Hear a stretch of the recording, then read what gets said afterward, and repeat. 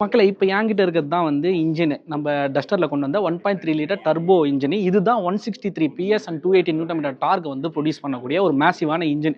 இந்த இன்ஜின் வந்து இப்போ ஒன்றும் புதுசாக கண்டுபிடிக்கல, ஏற்கனவே இருக்குது. ரெனால்ட்டு, நிசானு, நமக்கு மிஷிபுஷி அண்ட் பென்ஸு இவங்க எல்லாருமே சேர்ந்து கண்டுபிடிச்ச இன்ஜின் தான் இது. ஏற்கனவே பென்ஸு, சிஎல்ஏ எல்லாம் நிறைய வண்டியில் இருக்குது. நிசானுடைய வண்டி எல்லாத்துலேயுமே இந்த இன்ஜின் தான் யூஸ் பண்ணுறாங்க. ஆனால் டஸ்டரில் என்ன ஒரு ஸ்பெஷல் அப்படின்னு கேட்டிங்கன்னா, இதை வந்து இந்தியன் ரோட்ஸுக்கு ஏற்ற மாதிரி ஒவ்வொரு இன்ச்சாக டெஸ்ட் பண்ணி நிறைய மைனூட்டான அப்டேட்ஸ் வந்து இந்த இன்ஜினில் கொண்டு வந்திருக்காங்க. கம்ப்ளீட்டாக வந்து இதை ரெனால்ட் தான் பண்ணியிருக்காங்க. ஸோ இதில் வந்து உதாரணத்துக்கு இங்கே நீங்கள் பார்க்கலாம், வேஸ்ட் கேட்டுன்னு சொல்லுவாங்க இதை. ஸோ இந்த வேஸ்ட் கேட் எப்படின்னா டர்போவுடைய அவுட்டை வந்து லீனியராக வச்சுக்கிறதுக்காக யூஸ் ஆகும்.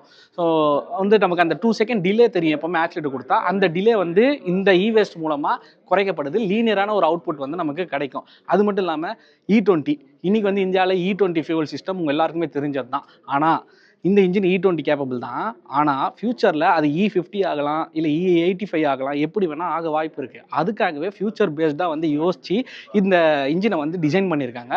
நாளைக்கே E50 E85 இம்ப்ளிமெண்ட் ஆச்சுன்னா அதுக்குமே இந்த இன்ஜின் கேப்பபிள். இந்த இன்ஜின் அதாவது இந்த இன்ஜின் E20 இருக்குது, பட் ஆனால் டிசைன் ஆல்ரெடி ரெடியாக இருக்குது. E50 E85 இம்ப்ளிமெண்ட் ஆச்சுன்னா டக்குன்னு அந்த இம்ப்ளிமெண்ட் வந்து இந்த இன்ஜினில் கொண்டு வந்துருவாங்க. அதுவுமே வந்து யூஸ் பண்ண முடியும். இன்னைக்கே அந்த அளவுக்கு வந்து ஒர்க் பண்ணியிருக்காங்கன்னு சொல்லலாம்.